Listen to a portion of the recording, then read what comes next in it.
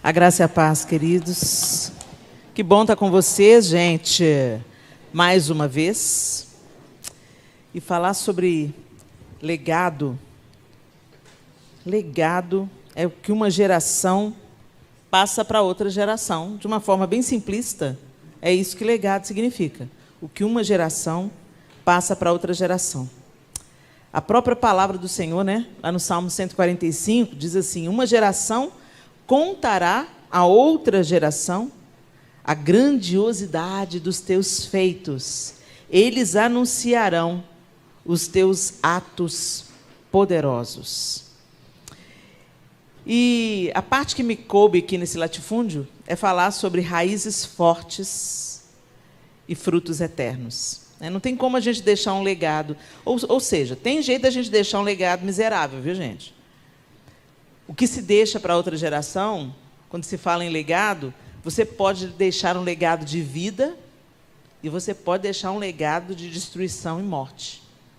Então, que tipo de legado que nós estamos deixando, construindo para deixar, e que tipo de legado que nós estamos recebendo?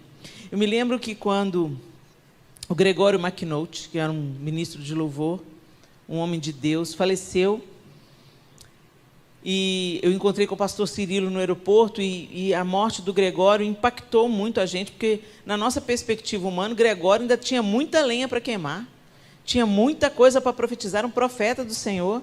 Então, na nossa visão, na nossa perspectiva humana, o Senhor não podia levar o Gregório. Gregório ainda tinha muita coisa para fazer, muita gente para inspirar, muita coisa para deixar. E eu encontrei com o pastor Cirilo no aeroporto, poucos dias depois da morte do Gregório, e eu virei para o pastor Cirilo e falei assim: pastor Cirilo, o Gregório morreu. E a gente vê ainda, a morte é um intruso, né, gente? A gente não foi criado para morrer. Então, a morte, ela sempre causa um desconforto, mesmo quando a gente tem a esperança da ressurreição, ela sempre causa um desconforto, porque ela é uma intrusa. E o Cirilo, para minha surpresa, sorriu, olhou para mim e falou assim: pois é, Helena, agora todos os dons, todas as habilidades, todas as possibilidades que o Gregório tinha, ele não vai precisar mais. E tudo isso que ele carregava vai ser pulverizado sobre todos aqueles que a vida do Gregório tocou. E eu achei aquela perspectiva tão interessante e tão rica, porque, na verdade, é isso. O Gregório partiu, mas tudo aquilo que ele ensinou, tudo aquilo que ele profetizou, a maneira que ele inspirou as pessoas, foi tudo transferido. Agora, tudo foi pulverizado sobre todos aqueles que a vida do Gregório tocou. E eu fiquei pensando sobre isso. E eu fiquei pensando, quando eu partir, o que eu vou deixar? Que tipo de lembrança as pessoas vão ter? Será que elas vão... O que te inspira? O que te motiva?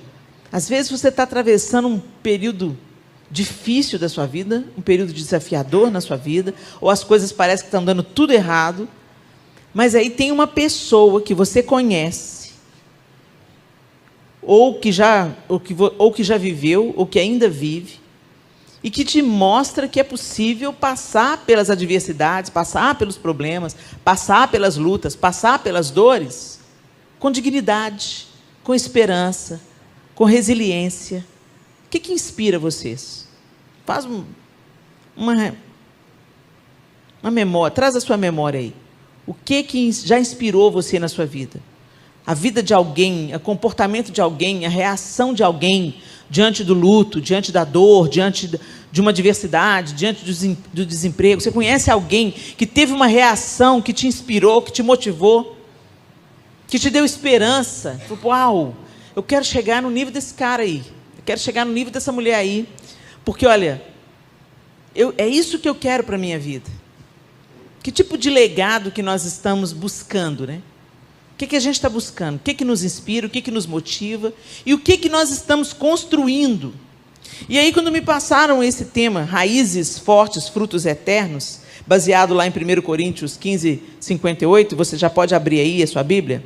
1 Coríntios 15, 58, só para a gente lembrar, eu vou ler na nova versão transformadora, na NVT, diz assim: portanto, meus amados irmãos, sejam fortes e firmes, trabalhem sempre para o Senhor com entusiasmo, pois vocês sabem que nada do que fazem para o Senhor é inútil.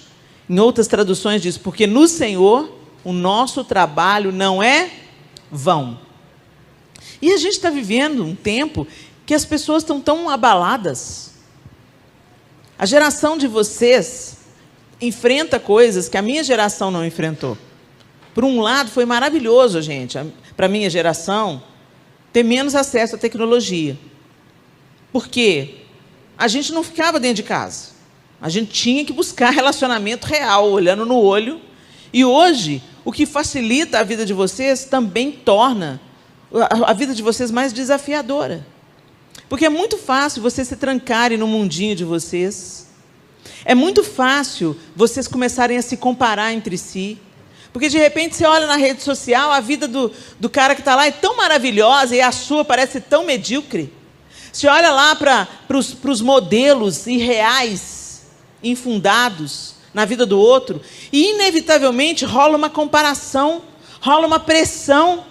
E você tem que ser o cara aberto, legal, e tem que concordar com a vibe que está rolando, e tem que estar em sintonia com o seu tempo. E se você pensa diferente, de repente você sofre uma discriminação na geração que fala, que trabalha contra a discriminação.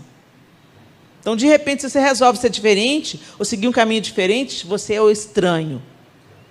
Não é o cara que vai com a maioria.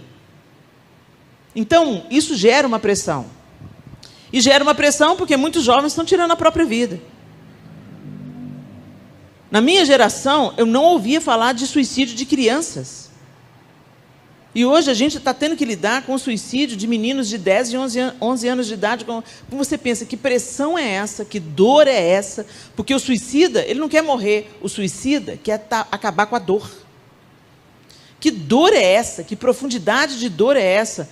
Que leva um menino de 10, 11 anos, ou um adolescente de 15, querer cortar os pulsos, querer dar fim na própria vida. Cara, então tem alguma coisa muito ruim em trânsito, tem alguma coisa muito ruim acontecendo.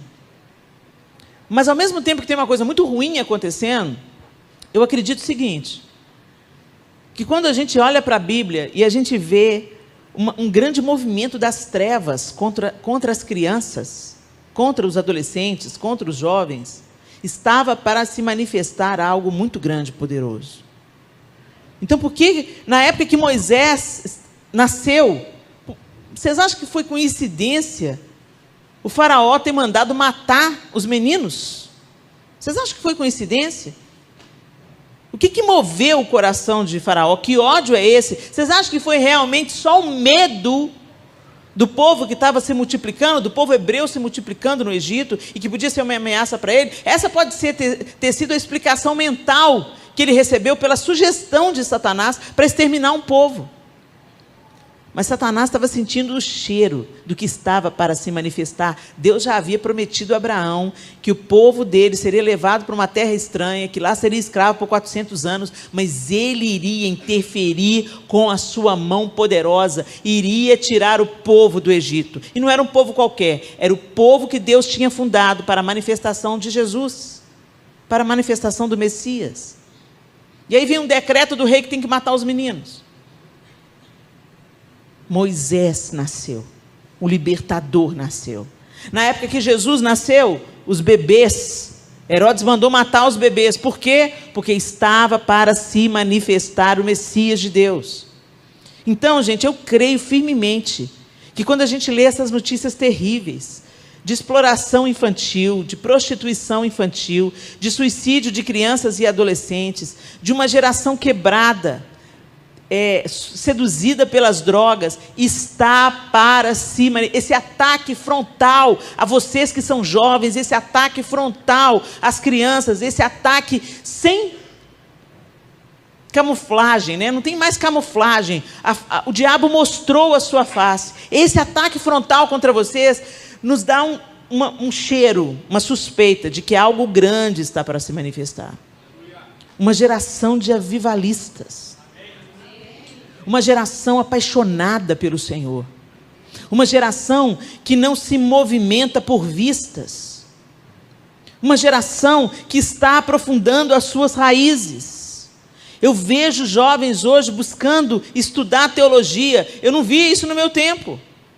Quando eu era jovem, eu não via esse tipo de envolvimento, de engajamento, a não ser na vida dos seminaristas. Hoje os meninos querem estudar a Bíblia, não é só seminarista, não. Não é qualquer coisa que passa na goela de vocês. Isso é ótimo. Só tem que tomar cuidado para isso não ensoberbecer vocês. E aí a gente olha para o apóstolo Paulo, falando para a igreja em Corinto, a igreja no geral, escrevendo essa carta aos Coríntios, e especificamente esse versículo: meus amados irmãos, sejam fortes e firmes. E esse contexto que Paulo está escrevendo isso, tem tudo a ver com o nosso tempo, gente. Tem tudo a ver com aquilo que a gente está vivendo hoje. Paulo havia fundado a igreja em Corinto, ele tinha sido ajudado por Priscila e Áquila, e ele fundou a igreja ali. Mas depois que ele foi embora, depois que ele deixou a igreja, ele funda a igreja, fica um tempo com a igreja, e depois que ele se retira, depois que ele parte, a igreja começou a desenvolver uns problemas, umas coisas esquisitas. Entre elas, vamos ver se vocês identificam alguma nos nossos dias. Divisões. Orgulho intelectual e espiritual. Tem gente que vai para a internet só para descascar o irmão, porque a teologia dele não está correta. Ô, gente, se a sua teologia não está se tornando mais parecido com Jesus, não presta para nada. Não presta para nada. Se o seu conhecimento da Bíblia não faz você ficar mais parecido com Jesus, é só soberba, só orgulho, é só exibição. Quando você expõe a nudez do seu irmão na internet, ou o conhecimento, ou uma linha teológica diferente da sua, como se você fosse o detector da verdade, o seu irmão, um bastardo, um filho qualquer, ou um herege. Hoje essa palavra está na boca da galera, né? Heresia, heresia, heresia. Às vezes não é heresia não, gente.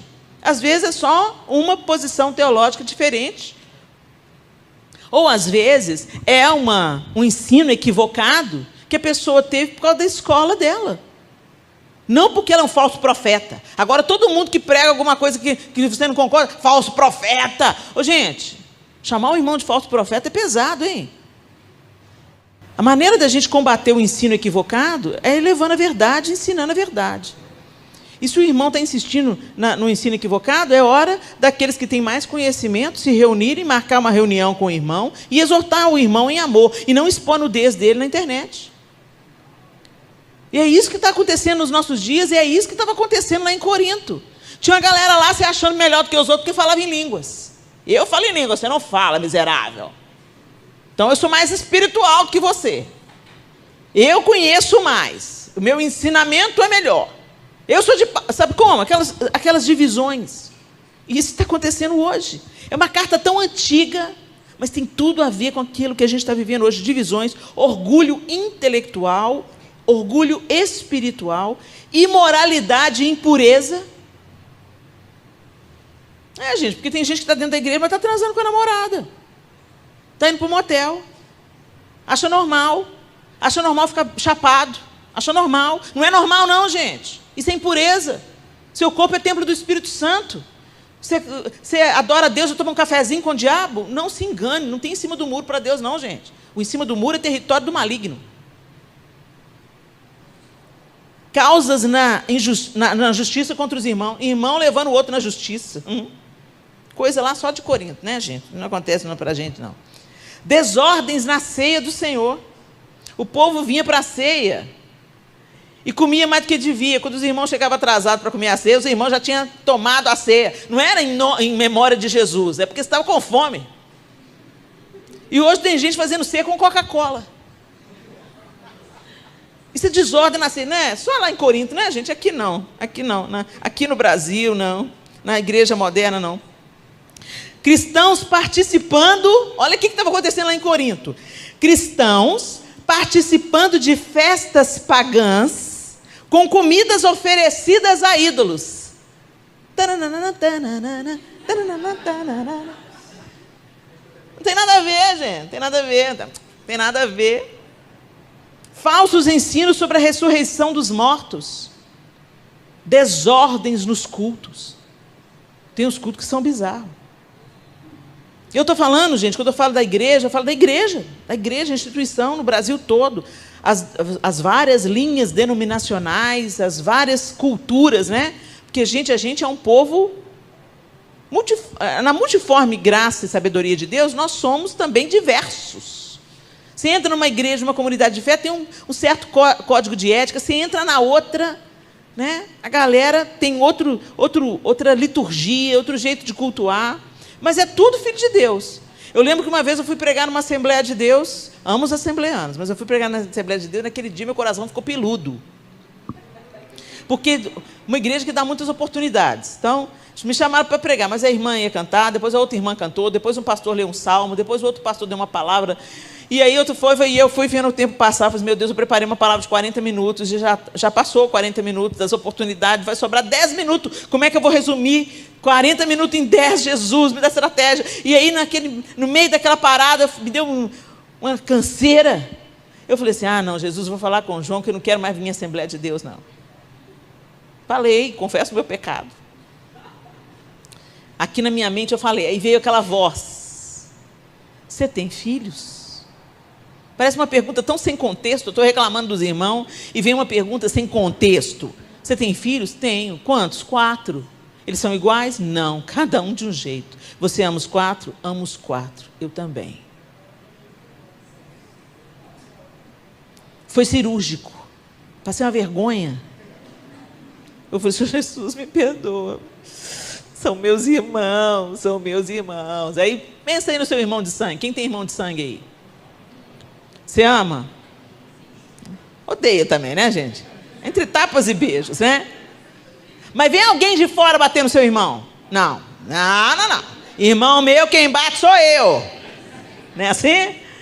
Não vem bater no meu irmão, não. Você tem uma picuinha com o seu irmão, vocês não vivem bem, é uma demanda dentro de casa. Mas se alguém estranho vem falar do seu irmão, vem bater no seu irmão, o tempo fecha. Não, você não vai bater no meu irmão, não. O que é isso? Meu irmão meu, quem bate sou eu. Não é assim? A gente toma as dores. Devia ser assim no corpo de Cristo. Mas não. A gente pega o irmão, vai lá e descasca ele na rede social para o ímpio, para aquele que não crê. A gente expõe a nudez do nosso irmão. Mas meu irmão, hein, Helena? Será que é meu irmão mesmo? Olha, até o teste de DNA sair naquele grande dia, é irmão. Se confessa que é a cruz de Cristo, se confessa que Jesus morreu, que veio em carne, crê no Espírito Santo, entendeu? Crê em Deus Pai, Todo-Poderoso, Criador dos céus e da terra. Você proclama o credo? Então deixa eu te falar. Até segunda ordem é seu irmão. O teste de DNA quem vai fazer é Jesus, não é você. Então naquele grande dia ele vai falar, pode entrar, você não te conheço. Mas até lá, nós vamos tratar todos como irmão. Até na hora de brigar, roupa suja se lava em casa. Até na hora de... junta 2 ou 3, vai lá exortar o irmão, corrigir o irmão. E é esse problema que estava acontecendo na igreja em Corinto. E Paulo vem para trazer um ensino e para trazer encorajamento. E ele está falando, vocês devem viver de uma forma diferente. E aí, o que Paulo faz? Ele lança os fundamentos primordiais do cristianismo, e ele vai dizendo, ele declara que Cristo é o poder de Deus e a sabedoria de Deus, lá no capítulo 1, no verso 24. Então, o que Paulo começa a resgatar para aquela igreja em Corinto? A justificação por fé apenas, não pelas obras. A incredulidade como um pecado, aquele que é incrédulo peca. A vida santa por meio do poder da graça. Então, a graça me habilita a viver em santidade, a graça não me libera para pecar, a graça me habilita a viver uma nova vida.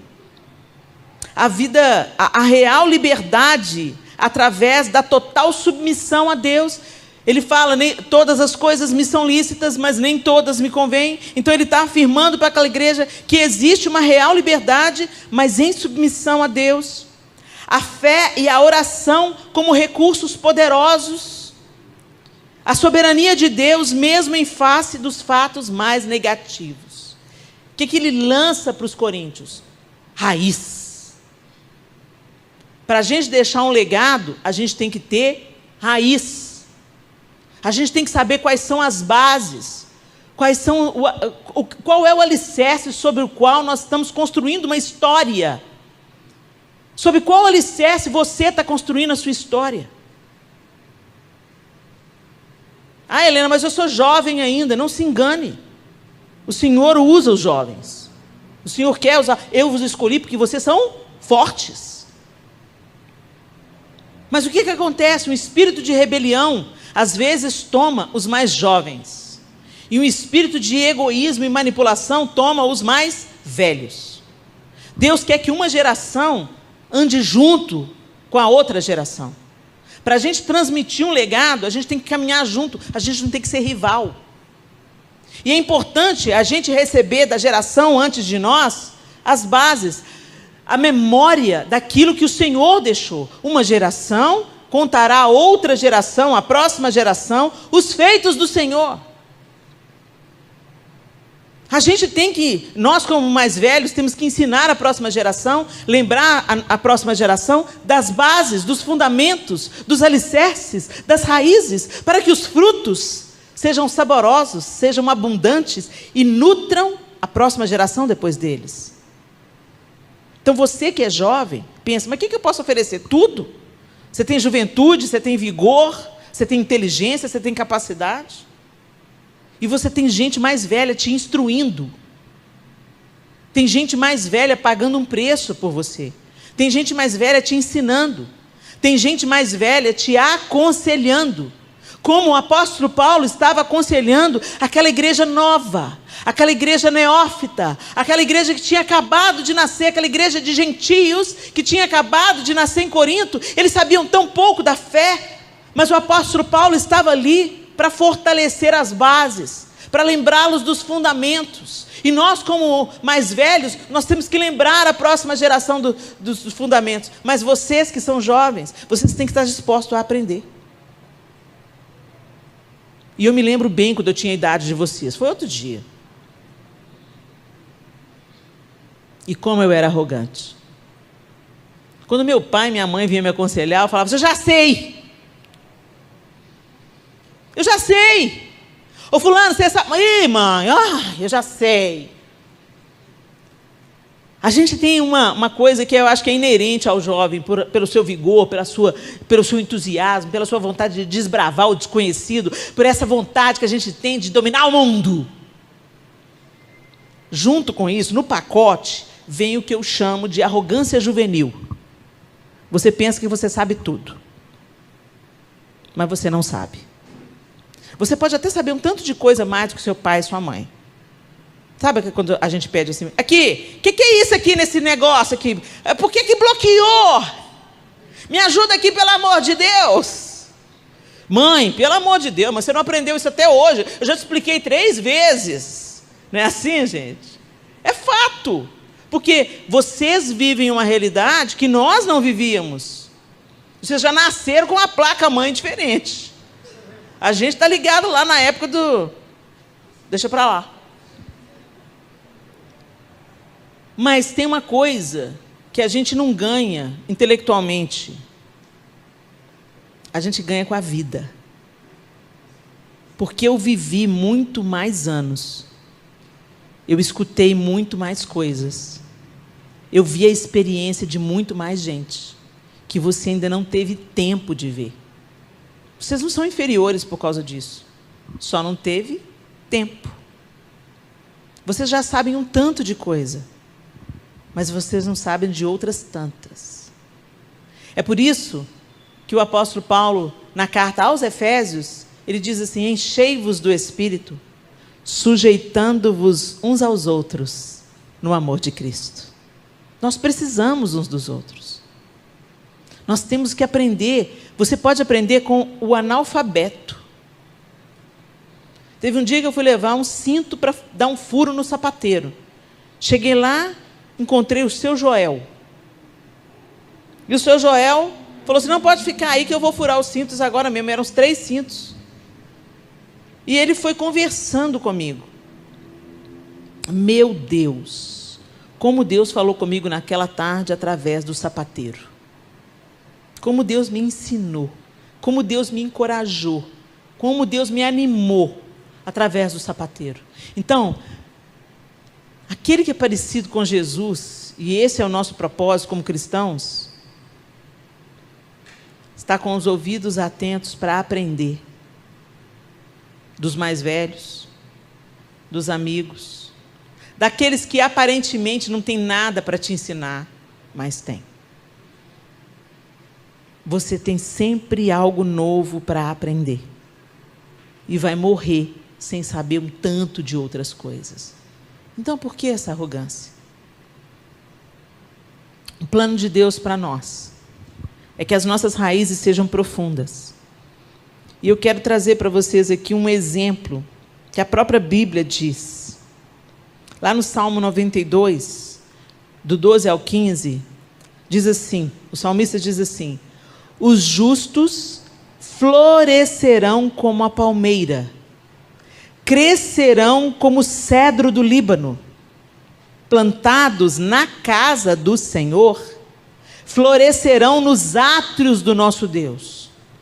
Mesmo na velhice, darão fruto, permanecerão viçosos e verdejantes, para proclamar que o Senhor é justo. Ele é a minha rocha, nele não há injustiça. Olha isso. Ele comparou aquele que teme ao Senhor, aquele que foi justificado, com duas plantas: a palmeira e o cedro do Líbano. Deixa eu contar para vocês as características dessas plantas. A palmeira tem raízes profundas. A raiz da palmeira pode ter até 300 metros de profundidade. Já pensou o que é isso? 300 metros de profundidade. A nossa vida com Deus, ela precisa ser cultivada no secreto. Vocês estão aqui nessa conferência de jovens, isso é maravilhoso. Vocês estão ouvindo o ensino, vocês estão sendo encorajados, vocês estão recebendo equipamento, mas deixa eu te falar, você tem que ir para a sua casa e desenvolver as suas raízes. E por que a palmeira tinha pode chegar até 300 metros? Porque ela vai buscando água. Porque a palmeira, ela vive numa região desértica. Então, ela tem que buscar água, então ela tem que buscar o lençol freático, e ela vai entrando, até achar água, porque é dessa água que ela extrai vida. Mas a gente não vive assim. Uma característica da igreja no Ocidente é que a gente é muito superficial. Isso eu estou falando das gerações no geral. A nossa vida de oração é rasa. A nossa leitura da bíblica é superficial. Você fica ali só nos Salmos e Provérbios, pula Deuteronômio, pula Levítico.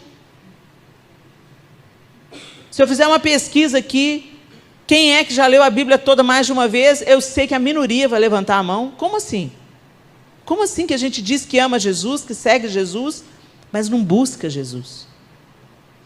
Não, mas eu busco, eu venho na igreja, eu vou nos congressos. Gente, ninguém vive com comida de domingo ou com comida de uma vez por ano. Verdade ou não?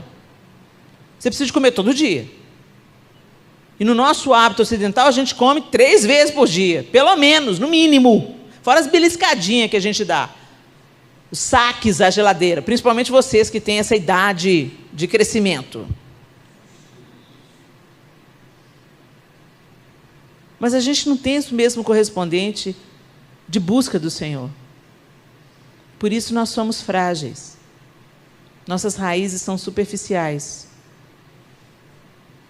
Nas tempestades de areia que a palmeira enfrenta, ela enverga, mas ela não é arrancada. Por quê? Porque tem 300 metros de raiz. Você não arranca 300 metros de raiz. Vocês estão entendendo por que o salmista comparou a vida do justo? Porque o justo busca água. O justo busca a Deus. E as raízes vão sendo fortalecidas para você aguentar a faculdade, para você aguentar a pressão do seu tempo, para você aguentar as ideologias fake do nosso tempo. aquilo que parece verdade, mas é uma mentira bem contada. Como é que você rebate isso? Com uma raiz de 300 metros. O vento vem, você enverga. Você pode até ficar inseguro, você pode até duvidar, você pode ter crises de fé, mas você não será arrancado. E a outra planta, olha, gente, mais umas características da palmeira: não se quebra. Ela cresce na vertical e no deserto, suporta ventos de até 150 quilômetros por hora. Se curva, mas não se quebra. E ela só floresce em ambientes quentes. Então deixa o seu coração aquecido, não fica morno não. Não fica morno não, não deixa esfriar não. Porque no ambiente quente, aquecido pelo amor do Senhor, pela comunhão dos santos, você floresce. O cedro do Líbano. Olha isso, gente. Nos 3 primeiros anos de vida do cedro, ele cresce 5 centímetros para cima da terra. 5 centímetros. Nos 3 primeiros anos, 5 centímetros para cima da terra. Sabe quanto para baixo? 1,5 metro. Para cada 5 centímetros para cima, 1,5 metro para baixo. Ele chega a 40 metros de altura e 14 metros de diâmetro. É uma árvore frondosa. As rochas não são obstáculos. Quanto mais pedras, mais obstáculos, mais ele vai crescer. É a isso que você é comparado. É a isso que eu sou comparado.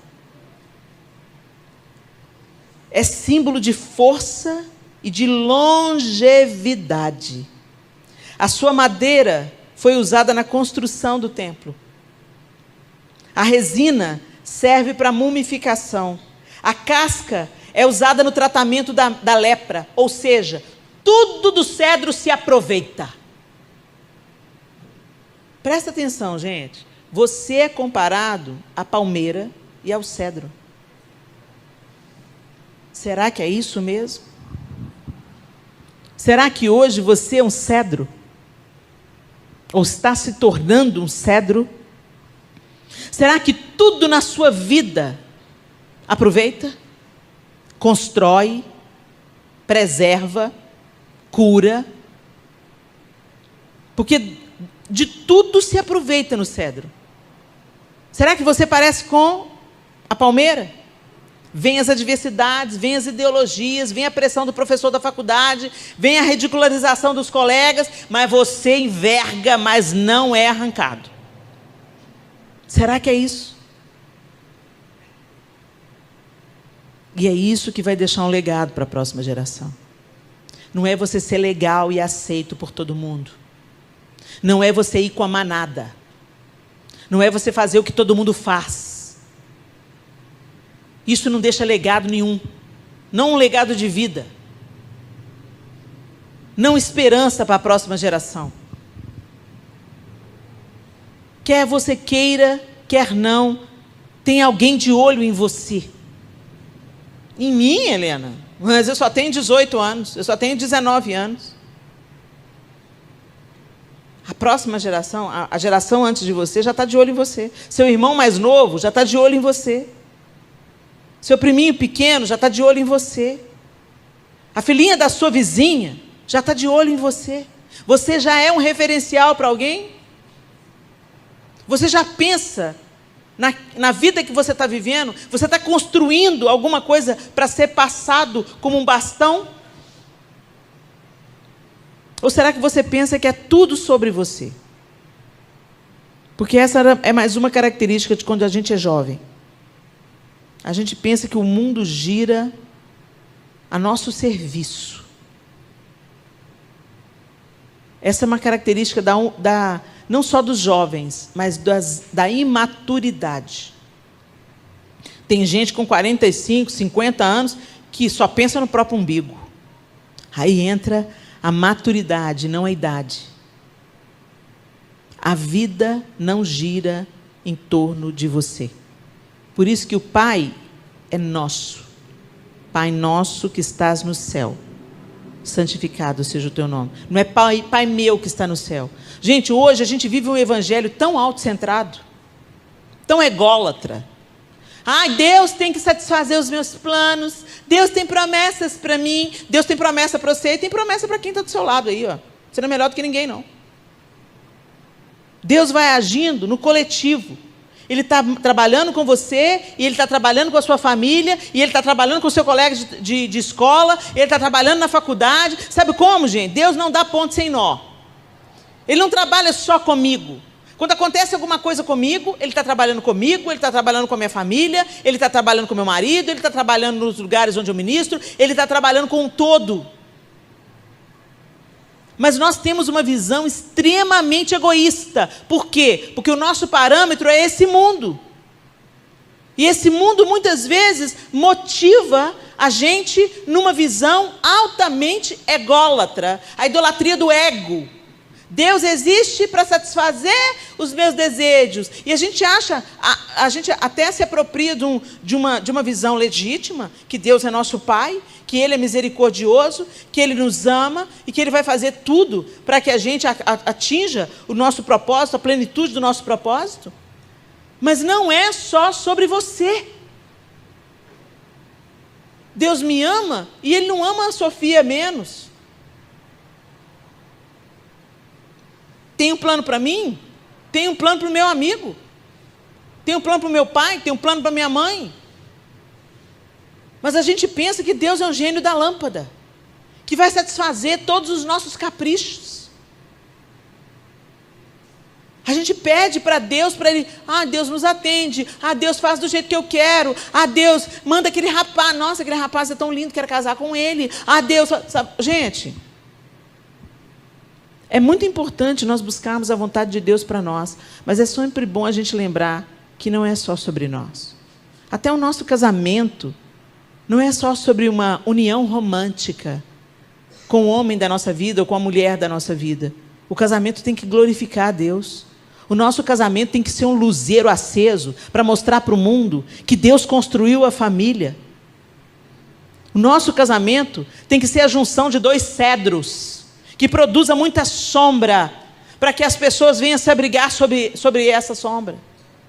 Não é só sobre Hollywood, não é só sobre um sonho romântico, é permanecer quando tudo estiver ruim, porque é para a glória de Deus, é perseverar até que a primavera volte, porque é para a glória de Deus, não é para satisfazer-me romanticamente.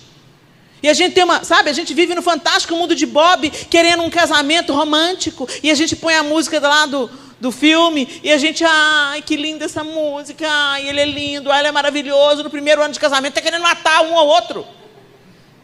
E chega para o pastor e fala assim, o amor acabou. O amor jamais acaba, porque o amor é a firme decisão de tratar o outro do jeito que você quer ser tratado. Mas nós somos trabalhados em Hollywood, seriado. Como é que chama a novela lá? Dorama. Todo mundo dorameiro.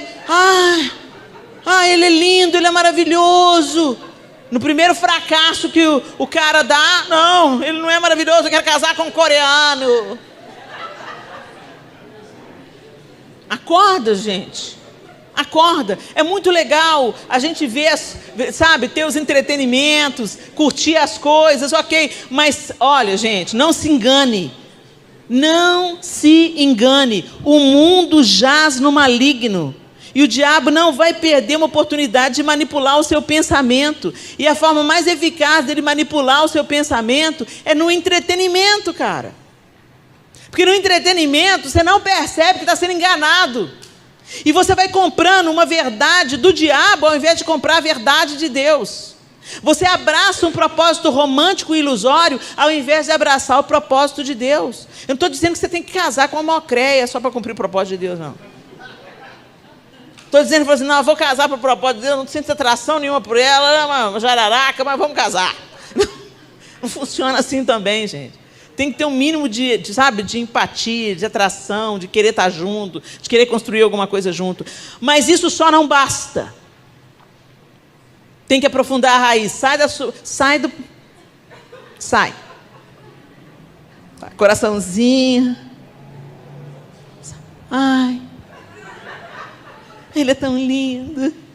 A mulherada está indo para a Coreia. A mulherada parou de ir para a Disney, está querendo ir para a Coreia na ilusão de achar um coreano. Oh, gente, para, gente, vamos crescer, gente. Aprofunda a raiz. Essa raiz tem que ter 300 metros. Olha, um homem de verdade, que seja um cara de caráter, que seja um cara que gosta de trabalhar, que seja um cara que ama a Deus mais que ama você, porque se ele amar a Deus mais que ama você, ele vai te cuidar como uma princesa. E que a união de vocês seja para a glória de Deus, não seja apenas para se satisfazer mutuamente. Vocês estão entendendo? Eu estou ilustrando aqui com a ideia do casamento, porque eu sei que é um sonho que passa pela cabeça dos jovens, construir uma família. Mas o pano de fundo desse sonho, muitas vezes, é o ideal hollywoodiano, mentiroso, fake, superficial. E que cria muita frustração. Hoje, mulher devia ser... Um terapeuta amigo meu disse que mulher só podia ver filme romântico depois de 45 anos de idade. Gente, porque a gente já é romântica de natureza. Aí fica viajando na maionese. Vê o dorama e fica esperando achar o cara igual ao dorama. Não vai achar nunca. Porque o homem de verdade não parece com os caras do dorama, entendeu? Eles são uma ilusão. E às vezes você despreza um cara que é temente a Deus, um cara que ama Jesus, um cara que, sabe, está disposto a dar a vida pela esposa, está disposto a amar o Senhor acima de todas as coisas. Um cara que tem sonho missionário. Missionário? Não tem chamado missionário. E a gente acaba vivendo a vida inteira para o nosso próprio umbiguinho. Para a gente produzir frutos eternos. Para os frutos da nossa vida serem saborosos. Para nutrir a próxima geração. Nós temos que sair da superficialidade. Nós temos que quebrar o padrão hollywoodiano. Nós temos que filtrar as coisas que nós absorvemos. E nós temos que buscar o propósito de Deus para nós, o sonho de Deus para nós. Que é que o nome dele seja glorificado, que o evangelho seja expandido. Tem gente que diz, mas qual que é o meu propósito? O seu propósito é glorificar a Deus. Mas eu não sei do meu propósito. O seu propósito é tornar Jesus conhecido. O seu propósito é ser testemunha de Jesus, seja no seu trabalho, seja através da sua profissão, através do seu casamento. O seu propósito é o ID, é anunciar que há uma esperança, é anunciar que há um Cristo que morreu, ressuscitou e voltará. É saquear o inferno. Esse é o nosso propósito, não tem conflito nisso, gente. Mas qual que é o propósito de Deus para mim? O mesmo que é para o seu irmão, o mesmo que é para a igreja do Senhor. Mas a gente está tão trabalhado no egoísmo, que a gente fica, sabe, querendo que o profeta venha, põe a mão na nossa cabeça, fala isso que te digo, o meu plano para ti é esse, a minha promessa é essa. E a gente faz as listas para Deus. Não estou dizendo que a gente não pode fazer listas para Deus, não, gente. Faz listas para Deus, porque Deus é Pai. Deus é Pai de verdade. E até os nossos rabiscos ele entende. Quando os meus filhos eram pequenos, rabiscava o negócio que eu precisava de tradução. Que lindo! Fala para a mamãe, o que você desenhou? Aí tinha um rabisco assim, é um pato. Aí eu punha uma setinha, pato. Para eu não esquecer. E com Deus é a mesma coisa. Ele nos ama. É claro que Ele quer o melhor para nós. Mas nem tudo vai ser fácil. Nem tudo é um caminho de flores. Nem todas as nossas vontades vão coincidir com a vontade de Deus. Vocês estão entendendo? E aí a gente tem que acreditar que o propósito de Deus é melhor do que o nosso, que o caminho de Deus é mais elevado que o nosso, que Ele nos ama tanto, que Ele não vai fazer nada para nos prejudicar. É confiar, mergulhar e deixar que o Senhor aprofunde nossas raízes. que a gente saia da superficialidade. O apóstolo Paulo estava convidando os coríntios a sair daquela meninice, a sair daquela disputa de poder, a sair daquela vaidade. Eu sou mais espiritual, eu falo em línguas. Qual é o dom que você tem? Eu não tenho. Eu falo em línguas. Com escândalos na ceia, com tanta meninice, que tinha o poder de destruir a igreja em Corinto. Então, vocês que são jovens, não desprezem o conselho de quem já viveu mais do que vocês. Vocês sabem quem é sério em Deus. Idade, gente, infelizmente, não é garantia. Eu conheço uns cabeça vazia de 50 anos. Idade não é garantia. Mas você sabe quando uma pessoa é madura na fé. Quando ela tem uma fé consistente. Quando ela passa pelas tribulações e permanece fiel. Quando ela passa pelas lutas e sai lá do outro lado.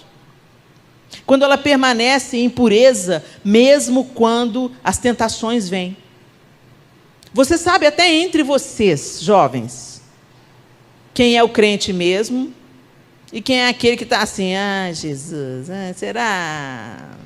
Aquele que fica flertando com o mundo. Você sabe. Você que está assim flertando com o mundo, firma o toco. Acorda para a vida. Porque o diabo não está querendo te arranhar não, bebê. Ele está querendo te matar. Então acorda para a vida. Agora, vocês que estão aí procurando se firmar na presença de Deus, buscando ao Senhor, escuta os conselhos dos mais velhos. Procura as pessoas maduras. E busquem estratégias em Deus para aprofundar as suas raízes. Melhora a sua vida devocional. Mergulha nas Escrituras Sagradas. Estuda. Não vai ler para dar o check no devocional, para falar para os seus amigos, eu fiz o devocional. Não, gente, é entre você e o Espírito Santo de Deus. Quem está apaixonado, lê as cartas de amor. Quem está apaixonado, lê as cartas de amor até querer entender o que está nas entrelinhas. Quem está apaixonado quer conversar todo dia. E nós precisamos de nos apaixonar pelo Senhor. Porque são os apaixonados pelo Senhor que deixam um legado de vida. Que deixam um legado de fé. De resiliência, de caráter, de integridade. É quem permaneceu no meio da tempestade. É quem curvou, mas não quebrou. É quem não foi arrancado na tempestade de areia. E é quem floresceu, frutificou, deu sombra. A característica do cedro do Líbano, quanto mais pedra, mais forte ele cresce. Quanto mais obstáculos no solo, mais fortes as raízes são. As dores que vêm na nossa vida não são para nos destruir, são para nos fortalecer. Então não seja mimimi não, gente. Aprofunda as raízes até encontrar água. Até encontrar substância. Até encontrar Deus. Feche os seus olhos. Eu queria que você pensasse na vida que você está vivendo até aqui.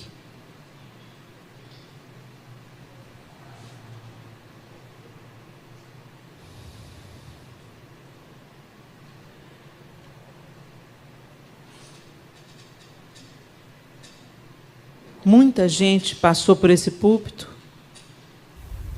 ensinou, desafiou, despertou vocês. Não apenas nessa conferência, mas nas outras conferências. Nos cultos, nos acampamentos que vocês fazem. E o que você vai fazer com isso? A quem muito é dado, muito será cobrado. Vocês têm o privilégio que muitos jovens da idade de vocês não têm em países onde a igreja é perseguida. Vocês podem sair num acampamento, num retiro e passar 3 dias juntos, ter experiências com Deus juntos, cultuar juntos, vir aqui para frente e celebrar a Deus juntos, dançando juntos. Não pense que isso é privilégio de todos. Existem países que têm moças e rapazes da idade de vocês que não podem ter uma Bíblia, e você tem e não usa. Você recebe ensino, entra no ouvido, sai no outro. Se é isso que está acontecendo com você, é tempo disso mudar. Porque Deus está procurando adoradores que o adorem em espírito e em verdade. E adoração não é música. Adoração é uma vida de devoção, onde a gente coloca Deus na centralidade de tudo que a gente faz. Na faculdade, Ele é o centro. No casamento, Ele é o centro. No namoro, Ele é o alvo, Ele é o centro. Isso é uma vida de um adorador. Ele quer bendizer ao Senhor, celebrar ao Senhor, se devotar ao Senhor em todo lugar, em qualquer circunstância. E é esses que o Senhor procura, que não dependem de um lugar físico para estar adorando, mas que adoram na universidade, na maneira que trata o outro, que adoram em generosidade, quando voluntaria parte do seu tempo para servir o outro. Adoram quando percebe alguém que está isolado dentro da igreja, que tem a sua idade, mas você ignora. Não, o adorador não ignora ninguém dentro da igreja. O adorador não se fecha em guetos, em turminhas, em grupinhos. Um adorador tem os olhos atentos para aquilo que Jesus está atento.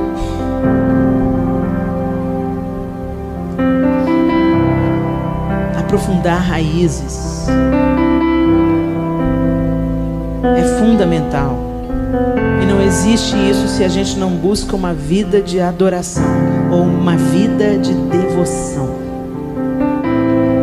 O devoto é aquele que negocia qualquer coisa para expressar o seu amor prático. Não amor de balela, não amor de canções e camisetas. Um amor que faz, um amor voluntário, um amor que se entrega. Jesus amou, por isso Ele deu a sua vida.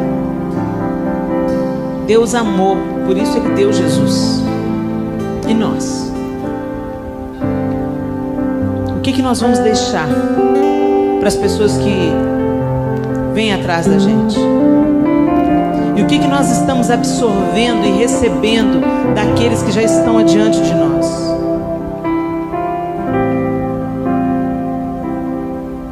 Quantas coisas os seus pais te ensinam e você ignora? Não é à toa, gente, que a Bíblia manda a gente honrar pai e mãe, não. Eles podem não ser perfeitos, mas até quando você honra um pai e uma mãe meio doido, Deus vai te honrar, Deus vai te proteger, Deus vai te respaldar e te livrar. Ele não falou para a gente honrar um pai legal, um pai santo, um pai cristão.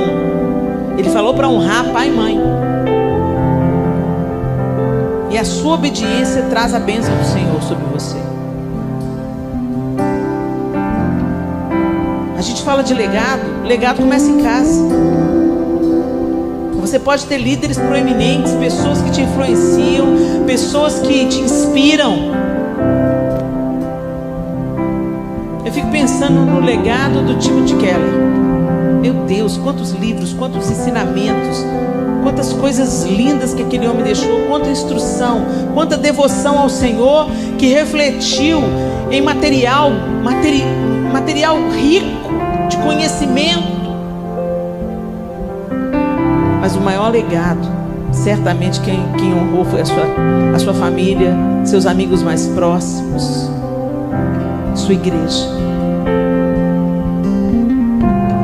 A gente precisa de ser bênção e dar ouvidos àqueles que estão mais próximos de nós. Paulo era como um pai para a igreja em Corinto. Por isso ele tinha que corrigir. Ele fundou a igreja em Corinto. Por isso ele precisava de exortar. Ele precisava de cuidar da criança. E muitos daqueles coríntios rejeitaram a exortação de Paulo, mas muitos abraçaram e permaneceram. A correção, quando ela é feita, ela não produz alegria, mas se você recebe, ela produz frutos. Então, quando se fala em raízes profundas, isso começa no seu relacionamento com Deus, que cura os outros relacionamentos. E os nossos relacionamentos mais próximos são nossos pais, nossos irmãos de sangue, nossos irmãos na comunidade de fé onde nós nos reunimos, nossos líderes nessas comunidades de fé. Que a gente não espere a perda, o luto, a morte para receber ensinamento, influência, oração. Sabe, a gente tem que aprender, a gente a pedir bênção para os pais de novo. Essa geração perdeu isso. Você já pensou que coisa linda? Bênção, pai. Bênção, mãe. Que alegria quando os meus filhos falam. Um dos meus filhos fala, a sua bênção, mãe. Eu falo, Deus te abençoe, meu filho. A sua bênção, meu pai. Deus te abençoe, meu filho. A sua bênção, vô, Deus te abençoe. Gente, as palavras lançadas não são em vão. E a gente está recebendo um legado dos nossos pais quando a gente pede a bênção a eles. Me abençoa, pai, me abençoa, mãe. A bênção. A gente precisa de resgatar algumas coisas. Os patriarcas abençoavam. A gente tem que abençoar os nossos filhos. Ah, mas o meu filho está me dando trabalho demais. Abençoa o seu filho. Eu me lembro quando um dos meus filhos estava esquentando muito a minha cabeça no final da infância, início da adolescência. Eu pensei, meu Deus, esse menino na adolescência vai me dar trabalho demais. E eu comecei a profetizar. Eu punha a mão na cabeça dele e falava, Arthur, você é uma bênção. Você é um ungido do Senhor. Você vai dar trabalho para o inferno, Arthur. Abençoe, abençoe, abençoe. E eu quero liberar uma palavra de bênção para você que tem de 25 anos para baixo. Eu queria que os que têm menos de 25 anos ficassem de pé no seu lugar.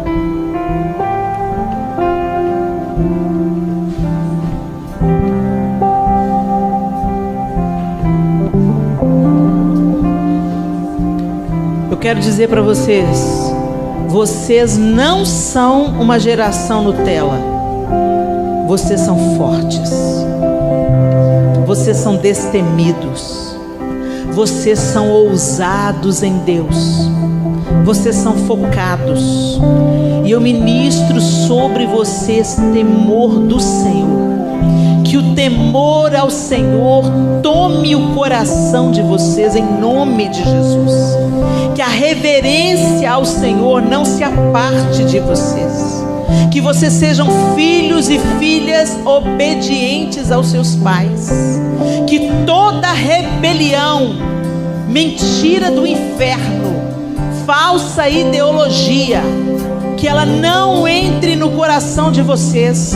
Que vocês sejam blindados pelo Espírito Santo de Deus, separados para serem influência na sua geração, avivalistas, intercessores, missionários e profetas. Vocês são como flechas, e nós dessa geração, da minha geração, liberamos vocês para avançar contra o inferno, para prosperar contra o inferno, para se tornarem, em nome de Jesus, anunciadores das boas novas, em ousadias, dons, maravilhas e curas. Curas vão ser liberadas para as mãos de vocês. Vocês vão impor as mãos sobre os doentes e eles serão curados em nome de Jesus. Eu libero uma palavra de bênção sobre vocês, de prosperidade espiritual sobre vocês. Vocês vão além da minha geração. O nosso teto será o chão de vocês. Vocês vão ser em ousadia, vocês vão crescer, mas em humildade. Vocês terão cheiro de Jesus, vocês terão o coração alinhados ao coração de Jesus. Eu abençoo vocês, eu libero vocês junto com a minha geração que está aqui também, impondo as mãos. Nós como pais, nós como líderes, nós como profetas dessa geração, liberamos vocês para irem além, para conquistarem no reino de Deus, para avançarem em humildade, em mansidão, em ousadia, em autoridade, para a glória de Deus, em nome de Jesus. Eu profetizo em nome do Pai, em nome do Filho e do Espírito Santo. Amém e amém. Receba o que foi liberado sobre vocês. Avancem. Estejam com os ouvidos atentos. Se assentem para sentar com pessoas que já viveram mais tempo que vocês. Inclinem os ouvidos de vocês ao conhecimento de Deus. Temam ao Senhor. Voltem para o quarto de vocês e aprofundem suas raízes até encontrar a água da vida, em nome de Jesus. Amém e amém. Senhor, nós te agradecemos por essa noite bendita. Agradecemos porque o Senhor nos reuniu aqui. Agradecemos porque o Senhor é que sabe que pensamentos que tem a nosso respeito, pensamentos de paz e não de mal, para nos dar um destino, uma herança. Ó Senhor, ensina-nos, ó Deus, ajuda-nos a sermos fiéis à Tua palavra, aos Teus ensinamentos, obedientes ao Senhor, nos bons dias e nos dias ruins. Sustenta-nos, ó Deus, aprofunda nossas raízes, para que os frutos sejam eternos. E que o conselho que Paulo, Senhor, deu à igreja de Coríntios, sejam fortes e firmes. Trabalhem sempre para o Senhor com entusiasmo, pois vocês sabem que nada do que fazem para o Senhor é inútil. Que esse conselho seja gravado hoje no nosso coração. Que cada pessoa nesse recinto, Senhor, seja forte e firme. Trabalhe sempre para o Senhor com entusiasmo, porque no Senhor o nosso trabalho não é vão. Nós oramos em nome de Jesus. Amém e amém. Deus abençoe vocês.